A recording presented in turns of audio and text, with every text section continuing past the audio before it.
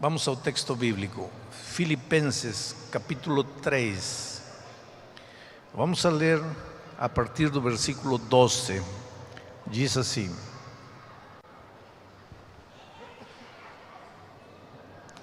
Não que eu o tenha já recebido, ou tenha já obtido a perfeição, mas prossigo para conquistar aquilo para o que também fui conquistado por Cristo Jesus.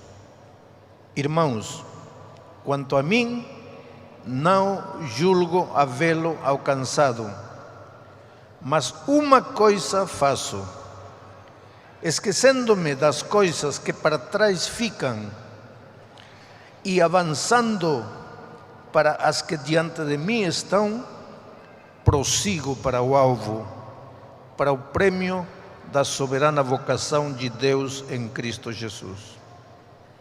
E o versículo 15 diz: Todos, pois, que já somos perfeitos, tenhamos este sentimento. Uma leitura simples do texto que acabo de ler não ajuda muito, mas eu quero que vocês pensem, porque entre os versos 12 até o verso 15, Paulo está apresentando uma aparente incoerência. Veja, nos versos 12, 13 e 14, ele diz assim: Paulo, o grande Paulo, o gigante Paulo, quem não gostaria de ser como Paulo? Um exemplo para todo cristão, um grande evangelista, fundador de igrejas. Paulo conheceu Jesus quando estava caminhando para Damasco, perseguindo cristãos, encontrou-se com Jesus, rendeu-se a Jesus, entregou-se a Jesus.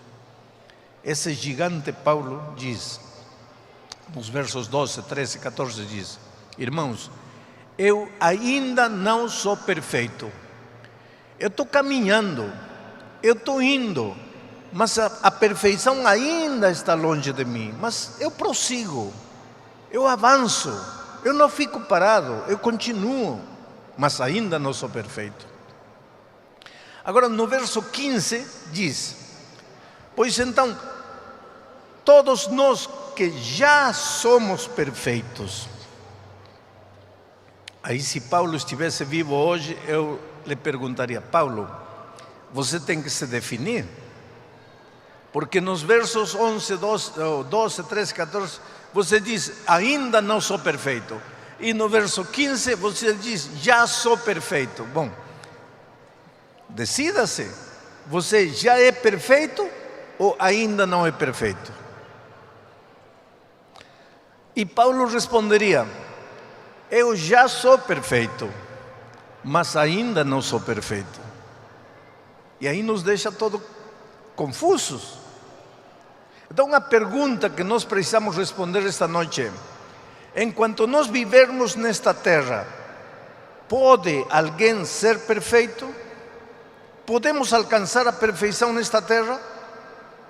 Alguns cristãos acham que sim, e para isso pegam os versos 12, 13, 14 e não, alguns cristãos acham que não, e para isso pegam os versos 12, 13, 14 e dizem assim: aqui Paulo está claro, está dizendo que ele ainda não é perfeito, que ele prossegue para o alvo, para ver se um dia alcança a perfeição. Ora, se Paulo não era perfeito, como é que nós podemos dizer que somos perfeitos? Mas outros que acham que nesta terra sim se pode ser perfeito, pegam o verso 15 e dizem: aqui Paulo está sendo claro, ele diz que sim, se pode ser perfeito. Então eu lhes faço esta noite a pergunta: nesta terra podemos ser perfeitos, sim ou não? Isto é chave, porque se você acha que não se pode ser perfeito nesta terra, corre o perigo de cair na mediocridade, no conformismo, no cinismo espiritual. Vive pecando, vive caindo, vive fracassando, e depois se desculpa e diz assim: pois, nem Paulo era perfeito, quem sou eu para ser perfeito? Você vê que é perigoso. Mas por outro lado, se você acha que nesta terra sim se pode ser perfeito, vai viver angustiado, porque por mais que tenta perfeição, não alcança. Por mais que luta, não consegue. E aí vai entrar em desespero. E aí vai achar que a melhor coisa é ir embora da igreja, porque ninguém pode ser perfeito. Portanto, esta pergunta, se nesta terra podemos ou não podemos ser perfeitos, é chave. E esta noite precisamos esclarecer este assunto. Pode-se alcançar a perfeição nesta terra? Sim ou não? E eu lhes respondo: sim e não. Então, estamos igual. Eu vou lhes contar uma experiência para vocês entenderem o que Paulo está dizendo. Muitos de vocês sabem que nos primeiros anos do meu ministério eu fui missionário na Amazônia, entre os índios da tribo Campa. Eu morei 3 anos entre eles, na selva, caminhando pelas trilhas, pela mata, pelo rio, evangelizando. Foram anos lindos na minha experiência, 3 anos convivendo com eles. Aprendi até a falar a língua deles, pregava para eles na língua deles, traduzia alguns hinos que nós cantamos para eles. Foram anos maravilhosos. A minha esposa ficou grávida quando estávamos na Amazônia. Agora, para vocês terem ideia de como era para chegar ao meu distrito de trabalho, vou lhes explicar. A gente pegava um ônibus da capital, de Lima, e viajava 12 horas até uma cidade chamada La Merced. Aí já não havia mais ônibus. Aí a gente pegava um pau de arara, daqueles caminhões que você segura um pau e vai. E aí viajamos mais 6, 7 horas de pau de arara em estrada de terra. E aí chegávamos na beira do rio, aí já não tinha mais estrada. Aí a gente tinha que pegar um barquinho de remo, e descer pelo rio, umas 2 horas. De subida, 8 horas. De descida, 2 horas, porque a correnteza levava a gente. De subida, aí era mais difícil. Aí estava a sede do meu distrito. Não havia banheiro, não havia esgoto, não havia luz elétrica, não havia nada. Eu era um garoto de 22 anos, recém-casado, feliz da vida, cumprindo meu ministério. E minha esposa fica grávida. Para procurar médico, a gente teria que navegar pelo rio 8 horas. Aí pegar um pau de arara 6 horas. Aí pegar ônibus 12 horas. Então nós continuamos aí. E ela começou, a barriguinha dela começou a crescer, a crescer, a crescer. Quando ela estava com 7 meses de gravidez, a gente saiu para a capital para fazer uma consulta médica. Nesse tempo de gravidez, ela contraiu uma doença chamada rubeola, tipo sarampo. E quando o médico soube que ela tinha contraído rubeola, o médico me levou para um canto e disse assim: seu filho não pode nascer. Falei: por quê? Vai nascer defeituoso e vai ser uma carga para você e para sua esposa o resto da vida. Esse menino vai ser uma cruz para vocês. Vamos interromper essa gravidez. Mas 6 meses de gravidez, 7 meses de gravidez. Eu falei: não, eu acho que minha esposa não vai aceitar. Quando falamos para ela imediatamente, instintivamente segurou sua barriga. e disse: não, meu filho vai nascer.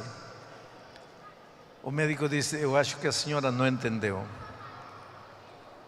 Eu acho que toda mãe tem direito de sonhar com um filho, só que seu filho não vai sair normal. Seu filho vai sair defeituoso.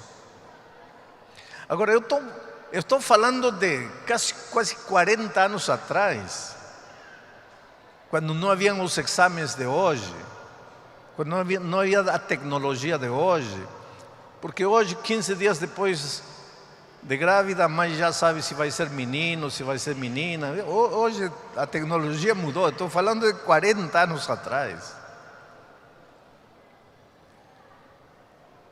E eu segurei a mão de minha esposa e disse: filha, eu estou a teu lado. Se você quiser que nosso filho nasça, ele vai nascer. E seja como for, a gente vai cuidar dele. E aí passaram meses de expectativa, não? De sofrimento, de oração, clamando a Deus: Senhor. Eu falava a Deus: Senhor, que culpa temos nós? Eu estava trabalhando para ti lá. Lá não havia médico, não havia nada. Faz um milagre pela gente. Queremos ter um filho, sim, mas um filho para a glória de teu nome, um filho que te sirva, não?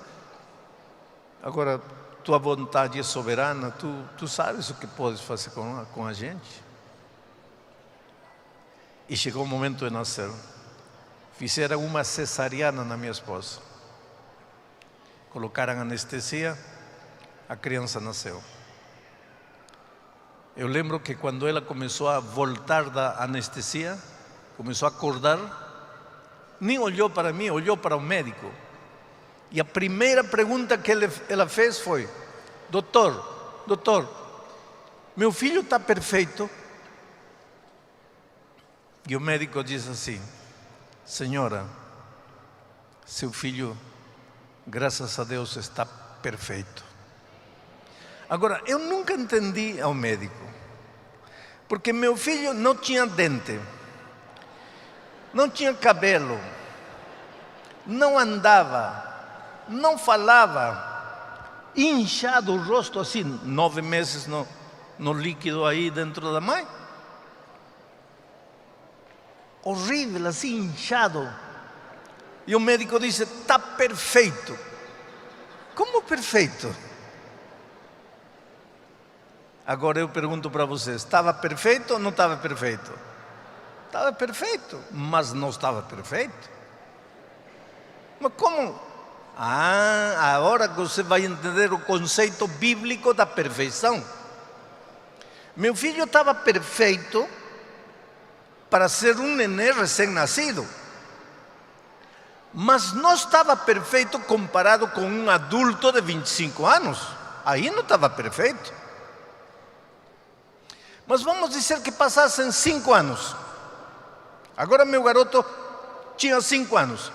Continuava deitado na cama, sem dente, sem cabelo, sem se mexer, sujando a fralda. Estava perfeito?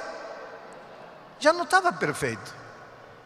Mas como é que 5 anos atrás estava perfeito, no mesmo estado, e 5 anos depois, no mesmo estado, já não está perfeito? Isso é interessante para pensar.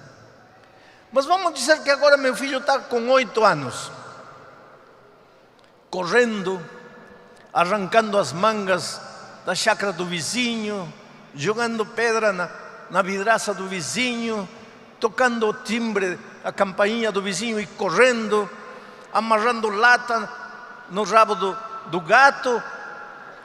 Está perfeito ou não está perfeito? Perfeitíssimo.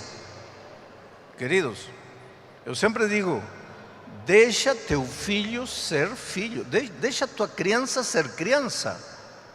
Às vezes os pais queremos que a criança viva a vida de adulto. Deixa a criança ser criança. Deixa quebrar a perna, deixa. Isso é parte da vida. Vai contar o quê quando for velho? Deixa tua criança ser criança. Não coloca na criança responsabilidades de adulto.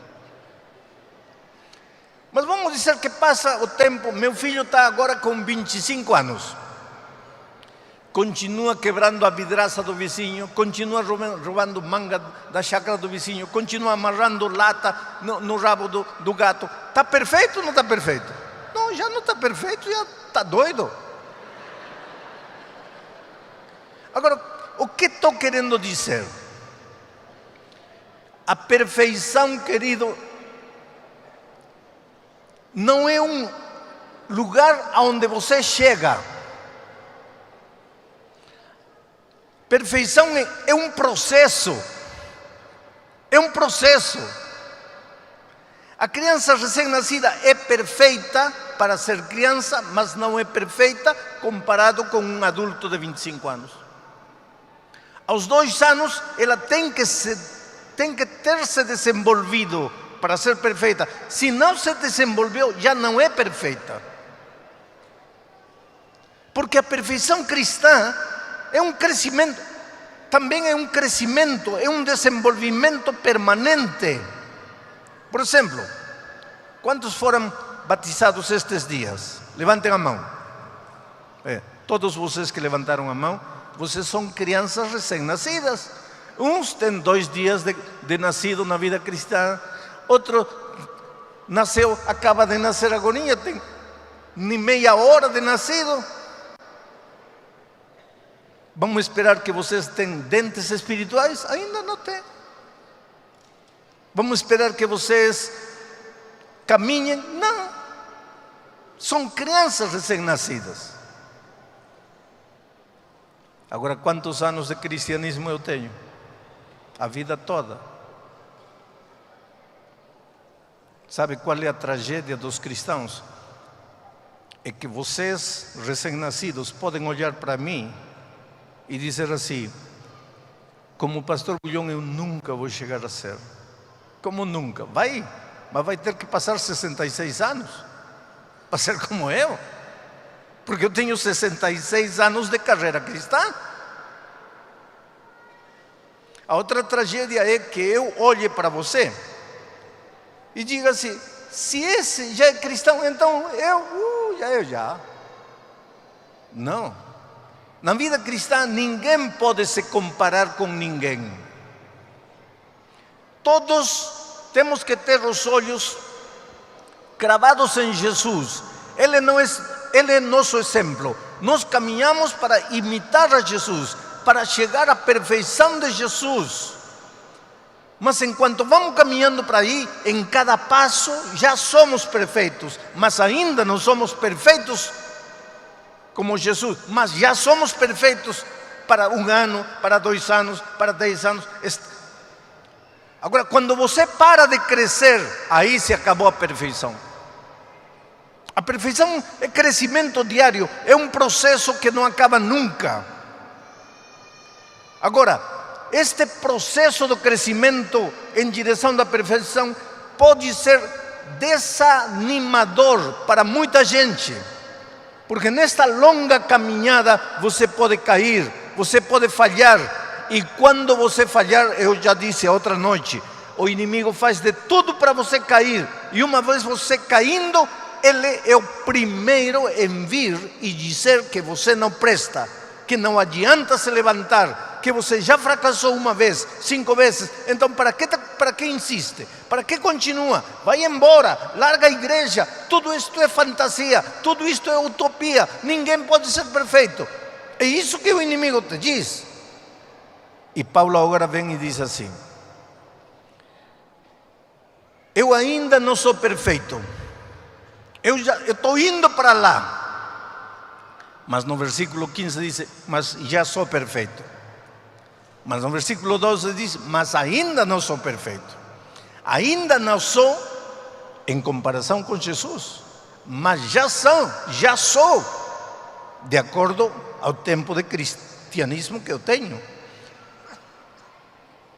E Paulo diz: mas uma coisa faço. E aqui está o secreto para uma vida cristã vitoriosa. Uma coisa faço. Primeiro, esqueço-me de tudo que fica para trás e olho para Cristo Jesus e prossigo. Essa palavra prosseguir no grego, porque Paulo escreveu a epístola em grego, é a palavra lambanó. Estou ensinando para você uma palavra grega, lambanó. Amanhã você pode dizer para seu amigo que já fala grego. Se te perguntar que, você fala lambanó. E que lambanó? Prosseguir. Mas que é prosseguir? Que é lambanó em grego? Que significa? Lambanó em grego é prosseguir a pesar de. A pesar de quê? A pesar das minhas quedas, a pesar dos meus escorregões, a pesar de que meus pés estão sangrando, a pesar de que estou cansado, a pesar de que estou desanimado, a pesar de que às vezes não tenho vontade, prosseguir a pesar de. Porque a vida cristã não é fácil. Não pense que este sentimento, você se acaba de batizar, este sentimento maravilhoso de exuberância, de plenitude, todos os dias vai ser a mesma coisa. Não vai ser, não. Porque você é ser humano. E o ser humano um dia, por sua natureza, acorda exuberante, outro dia murcho. Mas prossegue, apesar de. Se cair uma vez, levanta e prossegue. Cair 2 vezes, levanta e prossegue. Cair 50.000 vezes, levanta e prossegue. Já repeti e vou falar de novo. Ninguém vai se perder porque alguma vez caiu. Os céus não são para aqueles que nunca caíram, porque talvez se fosse para os que nunca caíram, talvez ninguém de nós estaria lá. O céu é para aqueles que, mesmo tendo caído, acreditaram em Jesus, se levantaram e continuaram caminhando. Vida cristã é lambanar, prosseguir, apesar de, prosseguir, não desanimar, não parar, não cair, não largar a igreja, não abandonar a fé, prosseguir, apesar de. Na Bíblia, eu encontro 2 tipos de personagens. Personagens como Enoque. Enoque foi um homem santo. A biografia dele é a biografia mais curta. Enoque é o homem que mais anos viveu.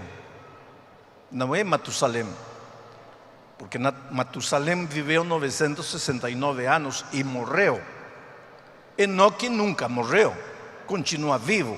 Portanto, o homem mais velho é Enoque, porque ele nunca morreu.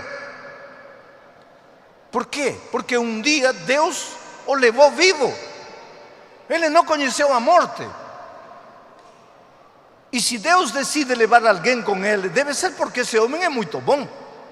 Deve ser porque esse homem vivia nos caminhos de Deus. Então, para mim, Enoque é um exemplo. O exemplo do homem que nunca caiu. Outro homem que eu admiro muito é José. Que José, não? Que maravilhoso aquele homem. Foi tentado, mas não caiu. Eu admiro tanto José que eu coloquei a meu primeiro filho de nome José. A vida de José é uma inspiração. Meu filho, já adulto, caiu. E caiu feio. Caiu feio. E 1 ano depois, eu entrei no tanque do batismo para batizar meu filho de novo. E antes de entrar no tanque, ele me abraçou e disse: pai, eu acho que você tem que me mudar de nome. Eu não posso me chamar mais José.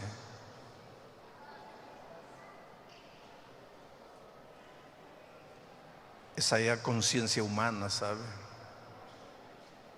E eu disse para ele: filho, quando você sair da água, você está nascendo de novo. E teu nome novo vai ser José. Eu admiro José. Enoque, José, Daniel, que tremendo Daniel. ameaçaram com matar ele se orava, continua orando. Tremendo, Daniel.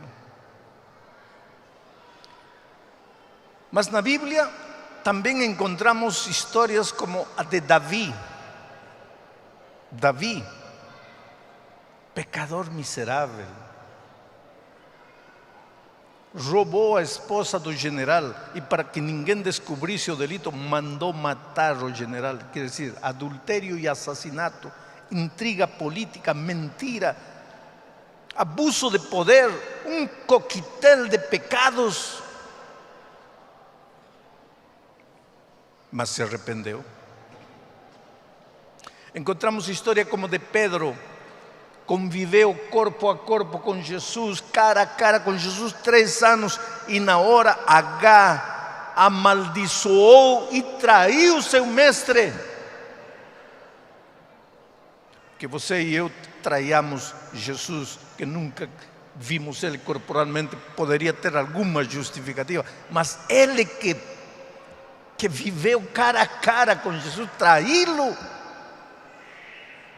mas se arrependeu. Agora, o interessante de tudo isto é que quando entrarmos pelas portas dos céus, estaremos lá. Enoque merece, José merece, Daniel merece, e do outro lado está aí Davi, Pedro. Eles também estarão no reino dos céus. Não porque pecaram, querido, cuidado, eles não estarão porque caíram, porque cair não é virtude. Eles estarão lá porque, mesmo tendo caído, se levantaram e continuaram. Oh, querido, pelo que mais você queira nesta vida, não desista. Não volte atrás, não largue as fileiras, não abandone, aconteça o que acontecer. Se você entrar lá como Enoque, como Daniel, como José, glória a Deus. Mas se entrar como Davi ou como Pedro, glória a Deus também. É o que eu digo todo dia a meu Senhor Jesus: Senhor, eu gostaria de ser como Daniel, como Enoque, como José, mas se não conseguir, mas pelo menos deixa-me ser como Davi ou como Pedro.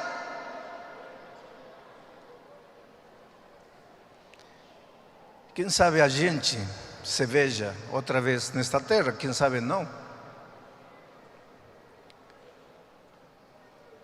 Eu sempre digo que não tenho medo de morrer, porque eu já estou vivendo o tempo de desconto. Eu já cumpri com minha família, já cumpri com a igreja, já cumpri com a missão que Deus me confiou. Eu já fiz tudo o que eu tinha que fazer. Se amanhã Deus me diz: filho, chegou a hora, glória a Deus. E por isso digo que talvez eu não veja mais você.